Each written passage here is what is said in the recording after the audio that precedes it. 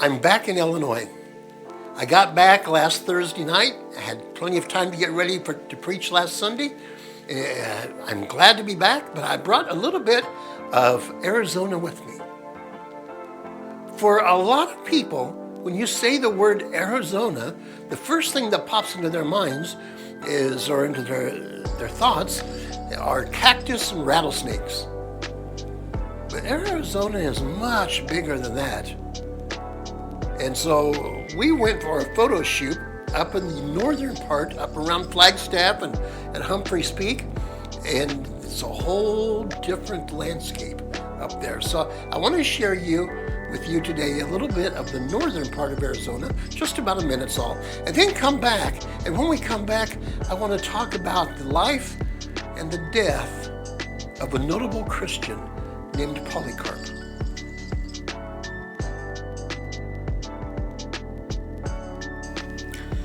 I didn't expect to find snow skiing in Arizona.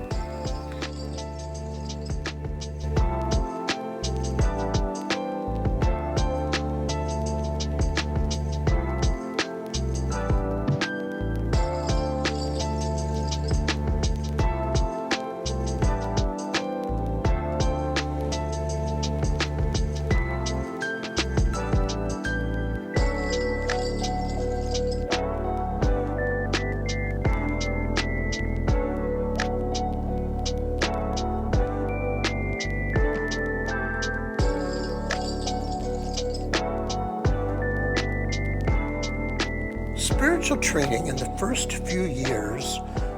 few centuries of Christianity was much different than today.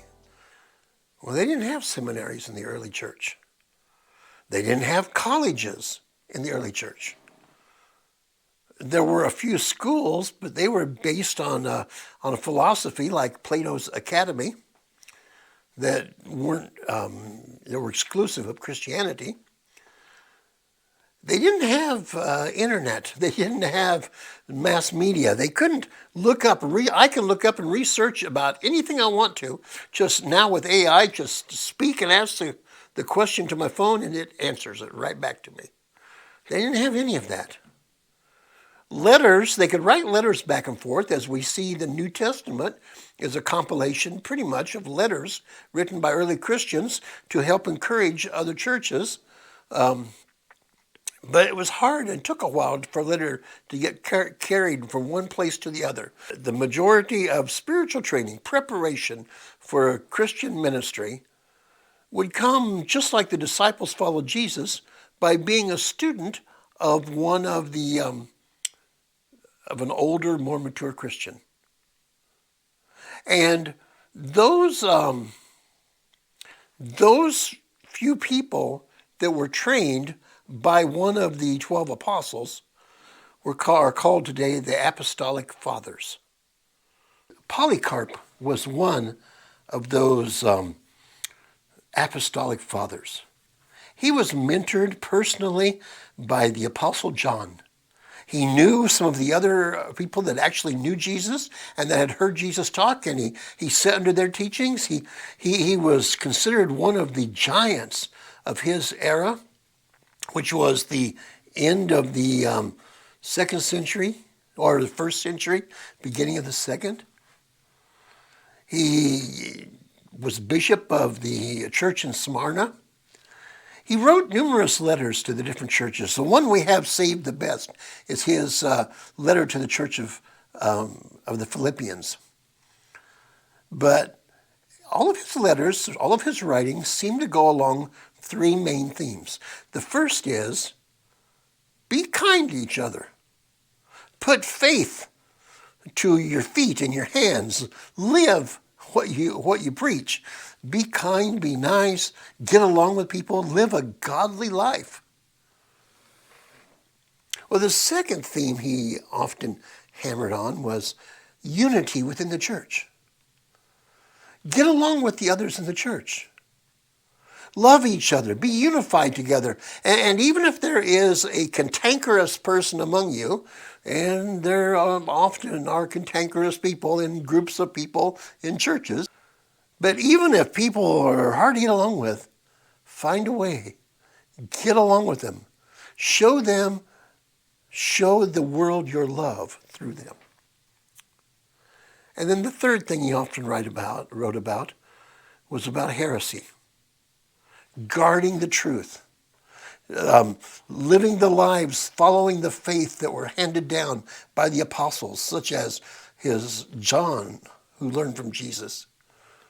Now, for as kind as Polycarp was to cantankerous people and people that have personalities that are hard to get along with and squabbling within the church, and as much as he hammered on us being kind and being godly, he didn't reserve that gentleness for heretics. He didn't argue much with them. He didn't waste much time on them. He just pretty much said their teaching was satanic and to stay away from it. Now, that brings me to something that I find very interesting today.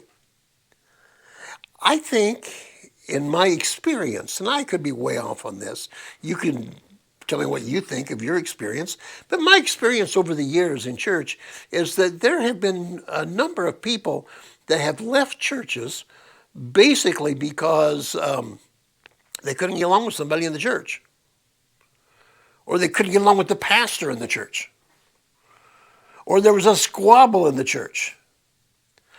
But I don't see people selecting churches by doctrine as much. They usually ask about the music. They usually ask about the style of worship. They usually ask about who's there that are friends. But they don't often ask about doctrine. That seems to be less important. For Polycarp, that was pretty much the most important. Now, for me personally, the most inspirational thing about the life of Polycarp is not his teaching and not his letters, but his trial and his death. There's quite a bit written about his trial, quite a bit written about his execution. He actually is the first Christian martyr after Stephen in the book of Acts that has quite an extensive writing about how he died in front of a stadium full of people. And the stadium had a lot of people that hated, Christianity. And they were kind of hissing at him and booing at him. And in this stadium, he was given a chance to recant his faith in Jesus and to acknowledge the worth of the Roman emperor, to worship the Roman emperor. The early Christians would not worship the emperor, only Jesus Christ. So Polycarp was given this chance to worship the emperor and renounce Jesus. And of all of his life, this is the sentence that challenges me the most. His response that day was, 86 years I have served my Lord, and he has never done me wrong. How can I blaspheme my King and my Savior?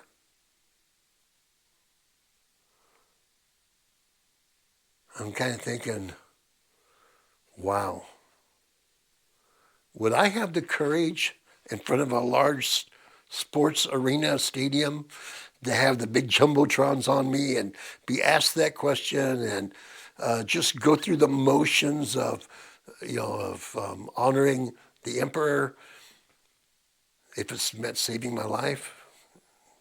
They warned him that he would be burned at the stake. The crowd was crying for him, shouting for him to be burned at the stake. His response, I can't really quote this, but pretty much his response goes something like this. You threaten me with a fire that burns only for a season and then goes out. You know nothing about the fire that burns for eternity for this world. They lit the fire. Eyewitnesses said the fire didn't kill him. And someone came forward with a knife or something and stabbed him. And that's what killed him. And then afterward, they cremated his ashes, remains. I think we sometimes get the opinion that Jesus lived, he died, he was resurrected, The early apostles, they lived, they preached the gospel, they planted churches, and then pretty much we don't hear much out of God for the next 1,500 years or so until the Protestant Reformation, and that's not real accurate. We have accounts much through history of some fascinating Christians in their lives for Christ, and Polycarp is just one of them, but he's sure a fascinating one. Well, we are near the end of another week, or halfway through another week. May God bless you and keep you, and if there comes a time that we need to be a witness for him, may he give us the courage of Polycarp.